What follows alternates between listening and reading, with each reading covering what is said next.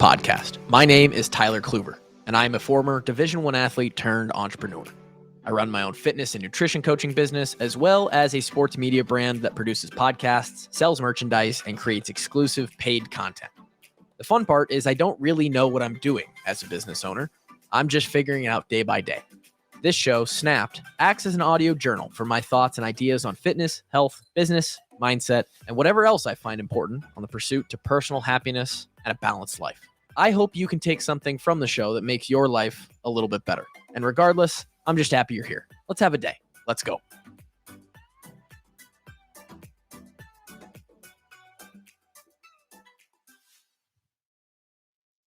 I got spit up on this morning, right in my nose, on my face. If you follow me on Instagram, then you saw that. So my morning's going great. In fact, baby didn't sleep from 2 until 4 and then woke up at 6 because there was a storm and then spit up on my face. So it's an incredible morning so far. It's 9:51 a.m. We are back at the Snapped Podcast Studios, which is just me shoved in the corner of the basement of my medium-sized townhouse. And I'm fucking ecstatic to be back, baby. How is everybody doing? God damn, I love recording these podcasts. I hope that you're happy to be here today. We're going to try and provide a little bit of insight into how fat I am today. The boy did a DEXA scan. We'll get into what that is for those that don't know. Was very excited to do a DEXA scan. Talk about the experience here in a second. But I'm just excited to be back. Last week you listened to me talk about more about my injury. I don't want to continue to talk about my injury. It'll probably continue to be mentioned, but I'm not going to do full episodes about it. I am fully back to working out this week. I'm 2 days in to full workouts. I am sore as shit. The soreness, and I'm sure it only gets worse as you do get older, which I'm 28. I'm young as fuck. I mean, there's nobody younger than me, but I took, as you guys know, like 40 days off, June 3rd to July 10th, 37, 38 days off. And I'm just doing my TKG, right? Shout out to the TKG squad. We're almost 30 deep already. Let's keep rolling. Let's add some people from this podcast to the TKG squad. Let me sell you on it real quick. How many times do you spend a dumb $19? How many stupid things have you bought that cost $19, add up to $19, or are far more than $19? How many times do you do that a month? Right? I went to, personal example, I went to Wendy's and got lunch for one day for me and my wife the other day. It was $21. So this all to say, my programming, TKG training, a daily workout that can be done at home. All you need is dumbbells, a jump rope, and your body, a little bit of motivation, a little bit of effort and will. Delivered to you through an app platform where you just pull out your phone, which you're going to have anyway in your hand. You can pull it up, click into the workout. It's programmed for you. It's well thought out. Even though it's at-home workouts, they are progressive with the dumbbell movements, trying to work on strength as best we can. Explosive power, trying to create functional humans. Trying to make the non-athlete, regular people out there find a little bit of their athleticism and fitness. $19 a month. Go to TKG Training at Twitter or at Instagram. Find the link in the bio. Sign up right now. I won't sell you any more on it. I will sell you on listening to this podcast in the Spotify app, though, as I have the last few weeks. That's going to help me out and get this show Snapped making a little bit of dough. Help it make it a little bit more worth it for me. So anyway, don't know where I was. Oh, I have only been doing my TKG training like We're talking less than 30 minutes a day. I'm using only I haven't touched a barbell, right? My body just isn't ready for it, but we're back in the groove. The back has crossed the line of okay, I think we can do stuff without making it worse. Still very sore. Sore every day. And now my entire body's sore. I've done a ton of push-ups and burpees, some goblet squatting over the last few days. It feels like the first time I ever stepped into the Marshalltown High School weight room when I was 13 years old. 15, it feels like the first time I ever lifted 15 years ago. And there's a little bit of romance to that. There's a little bit of nostalgia, a little bit of, for a guy like me who is normally, if life is going ideally, I don't normally have these days of just full body destruction and soreness, right? Even at Iowa, your body adjusts and sort of acclimates to the training. There might be a day here or there where you throw in a new movement and you have one body part that's a little sore. Not like this, man. My legs, my quads are damn near non-functional. My back, my shoulders, everything, man. My hips. Feels good. I like the feeling of it. But that's what we've been doing. We're back to it. And because we're back to it, I suffer through the same sort of mental segmenting that everybody else does. What does that mean? I love to start things on a Monday. I love to start things at the beginning of a month, at the beginning of the year, day one, new year, right? We've talked about New Year's resolutions on here, why it's attractive to people. Something in our brain, something inside of us, our OCD, whatever it is, likes to start fresh. And when we start fresh, that shiny momentum, the motivation, the sparkle, the sexiness of that fresh start encourages not just one new behavior or modification, but often multiple.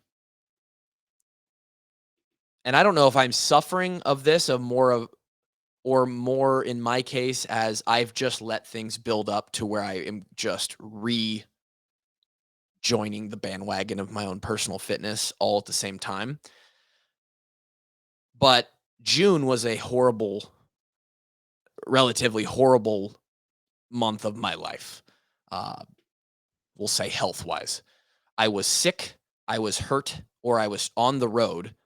Oftentimes, a combination of two or all three of those every single day in June. We were in Nashville. We were on the road to grandparents in Marshalltown. I guess not all of June. Right at the beginning of July here, I was in Chicago. So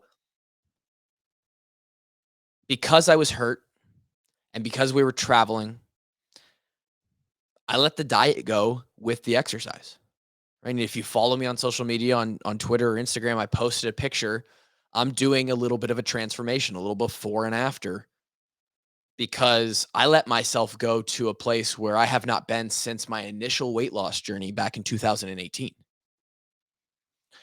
Aesthetically, I have not looked this fluffy, this, we'll call it fat, not lean, since probably the holidays of 2018, maybe the turn of 2019.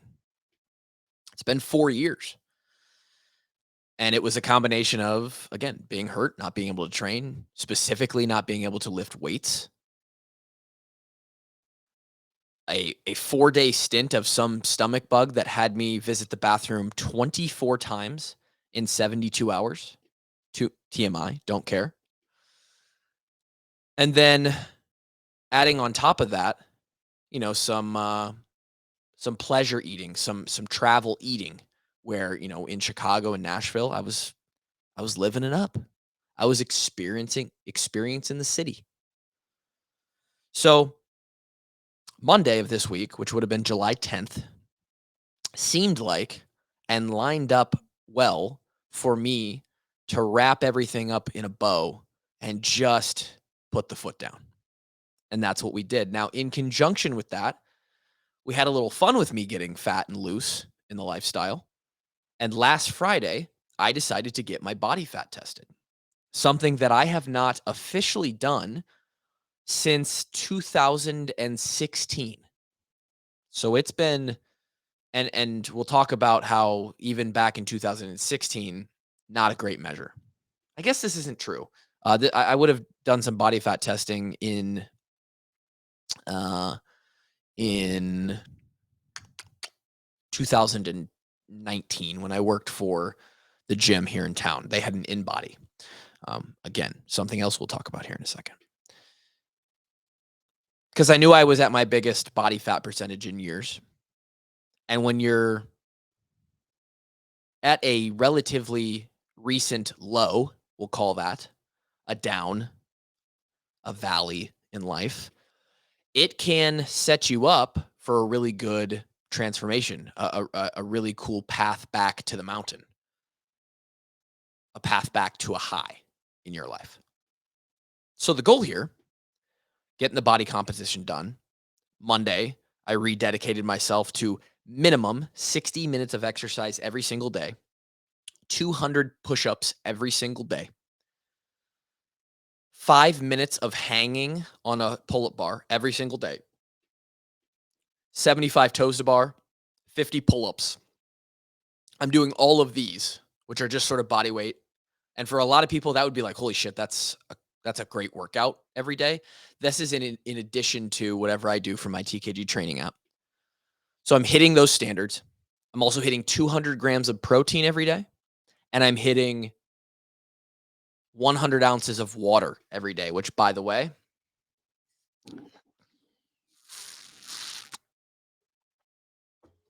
delicious. So those are the standards. And I'm not even calling them goals, right? Or I'm not leaving it up to this is what I'm going for every day. No, this is what I am hitting every day. These are the markers. This is the standard. Every single day, those things I just listed off. Now, a few of those are going to naturally help with your diet anyway. 200 grams of protein and 100 ounces of water. You're going to be pretty damn full just from those two things. And that's going to shift your diet into a form that doesn't really leave you super hungry and craving shitty foods. It's one of the reasons why fitness coaches like myself and others will recommend high amounts of protein, high amounts of water. It's because those are appetite suppressants, let alone the benefits that come with those acutely. But in addition to those, I also am tightening up the sweets, right? Lauren, the wife, and I, we were enjoying sweets on a nightly basis. That's going back to just Sundays and Wednesdays, 2 nights a week. And on those Sundays and Wednesdays, because I know that those are the days I'm doing it, they're factored in to the total calories for the day, which buffers it even more. I'm going back to my morning breakfast of eggs, which I had kind of gotten away from, which immediately starts my day off with 30 grams of protein, 5 eggs. And then throwing on top of that, I'm going to consistently work out. I'm working out every day. There's not a day. Oh, the other one, minimum 8,000 steps per day. That was the other one, right? So I can't just work out, because a lot of you out there will find that if you think you're an active person, you go work out for a day or for an hour each day, but then you sit at a desk or you sit at home in your home office, wherever you happen to work each day, and you actually don't move very much. You might pull, if you're lucky, 5,000 steps a day, probably closer to 4, maybe less. Benefits from walking and NEAT. We've gone over NEAT, non-exercise activity thermogenesis, the calories that you burn by doing daily activities that aren't dedicated exercise, like walking. Sometimes walking is dedicated exercise. But those benefits start to really jump in around 7,500 steps a day. So I'm minimum 8,000, trying to get 10,000. So I'm adding all these markers. Now, would I go about a client's program, a client's recommendations in the same way that I'm doing all this? No, I never would. I've added in like 12 new variables to hit each day compared to last week before I started any of this. But the reason I'm doing that is because I have years and years of experience. Me adding these back in is actually me returning to my normal. I'm receding back to my norm of being disciplined with almost every aspect of fitness. That's what I'm used to. And I personally just know my own dedication and ability to uh, come through and be accountable to myself, and I know that it's not too much. It has left my body again just in shambles for 2 days, but hey, here we are. So the goal is 60 days, right? I mean, the goal is life. We're going to continue to do this as consistently as we can for the rest of our life so we can be healthy, and that's the whole point of this stuff. But the goal for marking it is, we got this. Let's see, the 10th. We got this body comp test done on the 7th. So the goal would be to come back around in August, September 7th, 60 days from now. And I don't know if I'm going to do the body comp again because I have like a 3-pack of body comps that I might want to do like in 6 months and then in a year. But I'm definitely going to take the after picture, and you're going to be able to see noticeably how much leaner I've gotten in 60 days just from implementing all these simple things. And they're all free, by the way, all free. 8,000 more steps a day, free. Water, essentially free. 200 grams of protein, not free, but your total grocery bill, if you focus on protein and equate for calories, will actually probably equate. So it's not going to cost you any more. The workouts, for me, free. I go down to my garage. Now, granted, I bought the equipment and stuff, but pretty much free. For you, if you wanted to join in on something like this, $19 a month and some mental energy that you spend to write all this down and go after it. And I guarantee the challenge here is how simple, how low barrier of entry can we make this to make the highest amount of change in a person's body composition and fitness in 2 months, in 60 days, right? And so that brings us to the body composition. How fat was I? How fat were you, Tyler? Hmm? For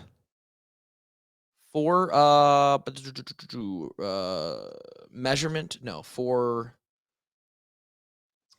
fuck, I don't even know what I'm trying to say. Let me take a drink of water. I'm gonna think.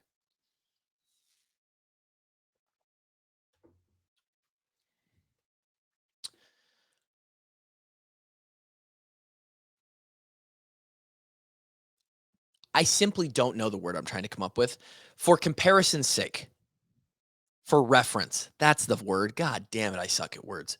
For reference sake, when I was working at Elite Edge, which is a gym chain here in Waukee, in the Des Moines area, they had an InBody machine. One of the 6 InBody is bioelectrical impedance. And that is one of the 6 common ways that people would kind of test their body composition. We're going to go over all 6.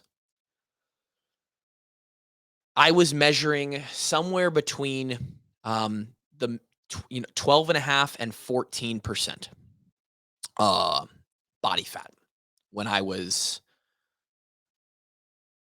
and I think I measured 2 or 3 times over the course of the time that I worked there. So taking that into account, I had already been on a small bulk, and I don't know if I mentioned that on the podcast. As we were right when we got hurt, we had been small bulking, mini bulking for 4 to 6 weeks.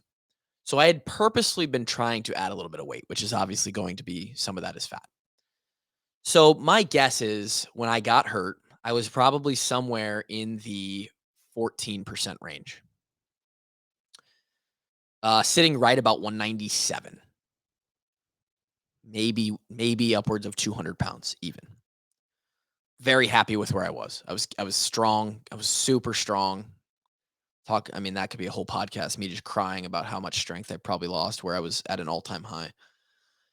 Um, about 14%, 200 pounds. I now, the other day, weighed in at 192 pounds, 8 pounds less, and 16.3% body fat. 16.3% body fat.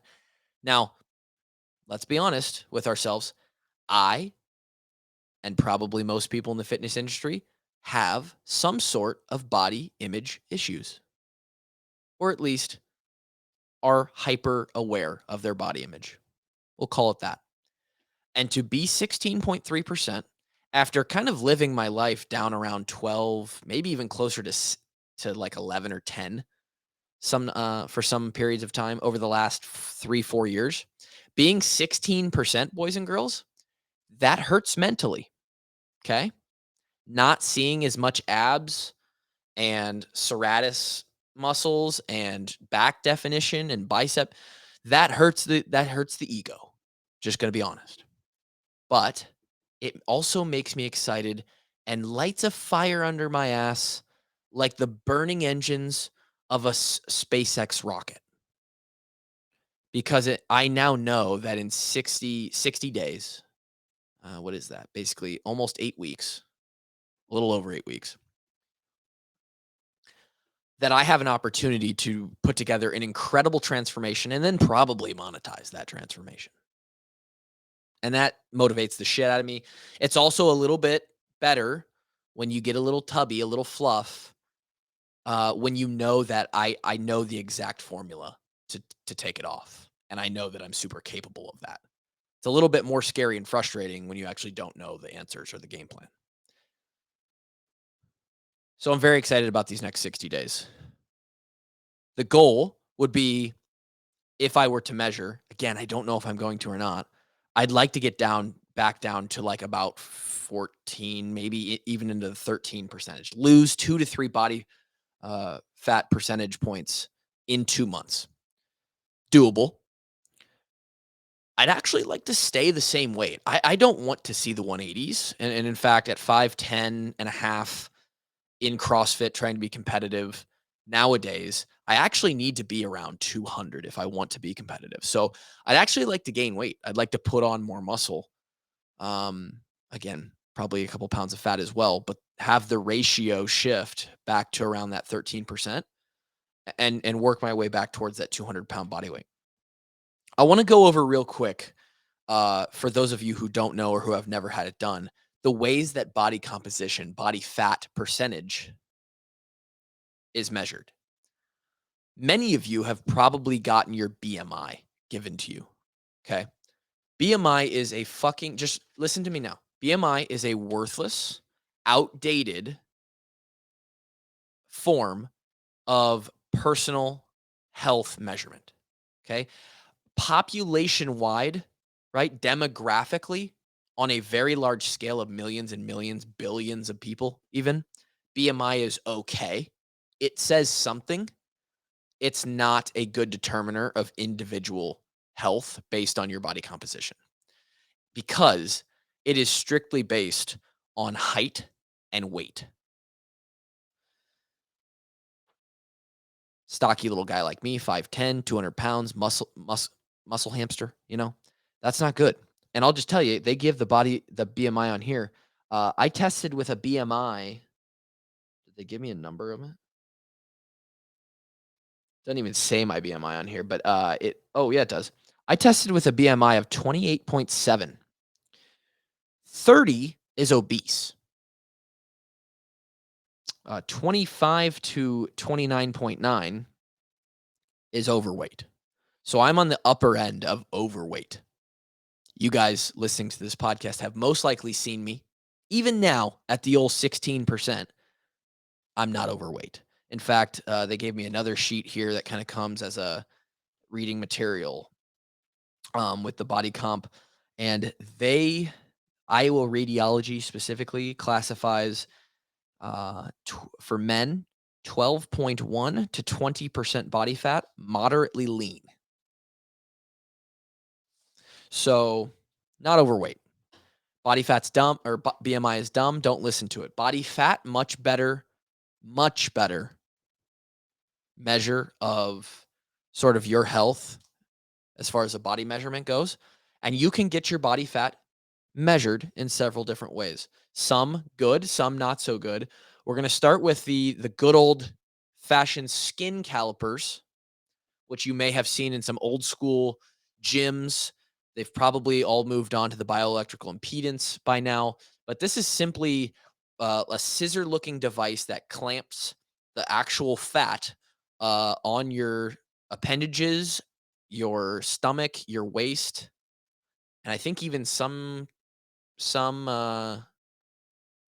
total measurements use like a thigh fat measurement as well. And then based on the amount of fat that they're pinching underneath the skin, and the measurement of how much, it gives you a measurement on the little scissor thing. You then input that into a formula, and they created a formula to tell you an estimate of your body fat. I think if you have someone who knows exactly what they're doing and they are perfect at this method, you might be able to get within a percent or two of your actual real body composition, your body fat. But this is a very, very inaccurate method, mostly because of the people doing it, the human error. No one knows how to do it. No one knows how to get to the exact right spot that you're supposed to do it in. Calipers are different. There's just too much variation between people and between tools here. Not a great way to do it.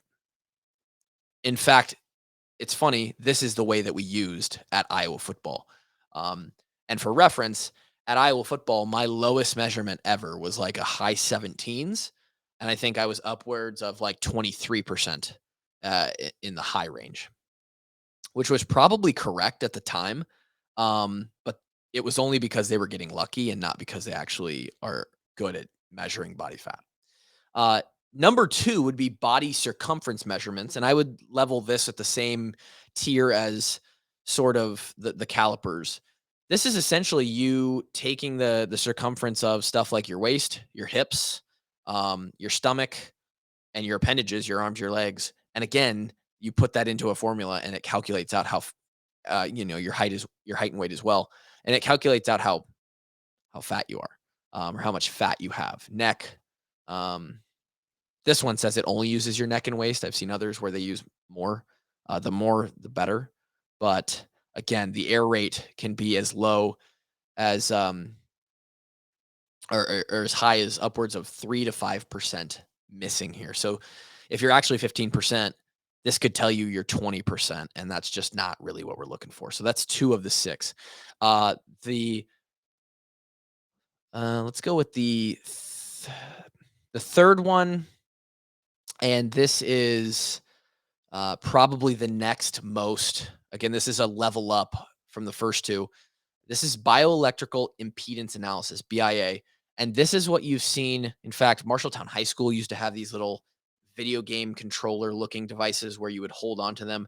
They have metal components. The handles are like metal, almost looking plates that are built into it. And what it does is it sends very low level electrical currents into your body. And it's supposed to be measuring the, I believe, the time it takes to pass through your body. It says here electrical currents move through muscle easier than fat due to the higher water content of the muscle. The BIA device automatically enters your body's response to those electrical currents into an equation, and then that predicts your body composition. I think that this is slightly better than calipers or body circumference measurements. This has evolved into many gyms. If you go to like a Anytime Fitness, maybe Anytime has them. The Elite Edges I worked at have them. I would put my life that Lifetime has them, and some other gyms. These are now an in-body machine. So an in-body is essentially like a scale with this little backstop that comes up out of it that has two handles, and you stand on the scale, and it has that metal sort of surface that's going to help conduct the electrical signals. And then the two handles have a place where you put your thumbs, and then the grips. So there's a lot of contact, and I think it's just more contact is better signal for that electrical current, and that will spit you out. It has you stand there and stay still for 30 seconds, and then it spits you out a body fat composition. I think these are decently accurate. Um, and at large scale in a gym where you're trying to give, potentially hundreds of clients who are signed up there a little body comp analysis, I think this is actually worth something. Uh, and this is what I used when I took my body fat percentage when it was measuring between 12 and 14%. And then you have three other options that are probably a tier above. And that is the BOD pod, which is an air displacement method. You have hydrostatic weighing, which is again sort of an air displacement. Uh, we'll go over it in a second. It's you use volume of water and your body's weight underwater with it's annoying and it's invasive. And then you have DEXA scan. BOD pod is something that a lot of colleges will have. A lot of departments, education departments will have these, and they'll use them in like their curriculum. The BOD pod is basically it estimates your body fat percentage based on the density of your body. Um, this method uses air. The relationship between the volume and pressure of air allows this device to predict the density of your body. You sit in an egg shaped chamber for several minutes while the pressure of the air inside the chamber is altered. And then to obtain accurate measurements, you do need to wear skin tight clothing or a bathing suit during this. Again, the hydrostatic weighing is similar. Instead of air, it's displacing water, and it estimates the composition based on the density. You have to submerge yourself all the way underwater, exhale as much air as you possibly can because the air in your lungs is uh, factoring into that measurement, and then it places it into an equation and determines your body as well. They're both invasive, right? And you have to have that equipment. So the final method, and the one that I did, was a DEXA scan. And again, you do have to go find a place that has a DEXA scan machine. It's like this little, not as invasive X-ray or MRI. You lay on a table, and this little arm that can send X-rays through you just kind of passes over you for 3 to 4 minutes. And DEXA actually estimates not only your body fat percentage, but can tell you your bone density, your fat mass, and sort of um, the ratios in your appendages. So it can tell you exactly your right arm versus your left arm, your right leg versus your left leg, your lower body versus your torso, which is fun. It can give you imbalances while also giving you the general, hey, here's how fat you are. Um, Pretty cheap too. I went and it was $139 for a 3 pack of these scans. So if you divide that in three, you're looking at like 42, 46 bucks. $46 for a DEXA scan. It's pretty cheap if you're interested in involved in your own fitness and health to figure out where your body fat percentage is. And then the idea is you mark it down the road. You go on a program, you tighten your diet up, whatever it may be. And 6 months from now, hey, we're going to test it again. We're going to see if your body has gone through a lifestyle change, if you've behaviorally acted in a way, both nutritionally and exercise wise, that was promoting a better body composition over a certain amount of time. And it's going to give you a number, black and white. The numbers don't lie. And so I would encourage you to do this. It's a fun way to add probably a measure that's even more telling than body weight. Some scales will do that by electrical impedance, by the way. I don't know how accurate just like stand scales are that you like put in your bathroom. Maybe they're accurate, but you could get a body fat percentage from your scale as well if you got a fancy one. I would use this as your marker of, hey, can we get better? Can I lose some body fat percentage? And then you can compare too. What's my diet look like over? You can track your diet. What's my diet look like over these few months? And what did that do to my body comp? How do I feel? What's my energy like? What was my sleep like when I was 14% versus 17%? Um, Couple things to consider are it does cost a little bit of money. You are going to have to find like a radiology place or maybe sometimes a sports performance place will have one. Uh, you are going to have to pay money to do that. Um, you are, that's about it. I mean, it's pretty, it is what it is. Males are body fat percentage are always going to be a little bit less than females. That's just biologically how it works. If you believe in 17 genders, then I don't know what those 17 genders look like body composition wise. I only kind of know what male and female are. So that's something you're going to have to figure out. But DEXA scan was on my list for a long time. We finally got it done. We're 16.3%. I'm putting it out into the ether, into the world right now for the Snapped podcast audience to hold my ass accountable. Don't worry, I'll be fine. Hold myself accountable. I carry the fucking boats.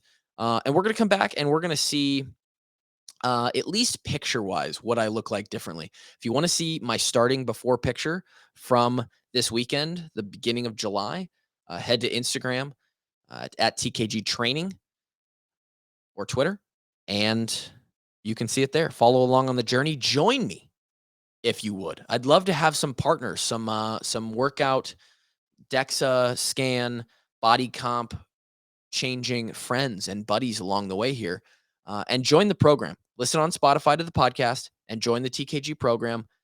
$19 a month, and you're going to get some fucking killer workouts. I'm so glad you joined me for this podcast today.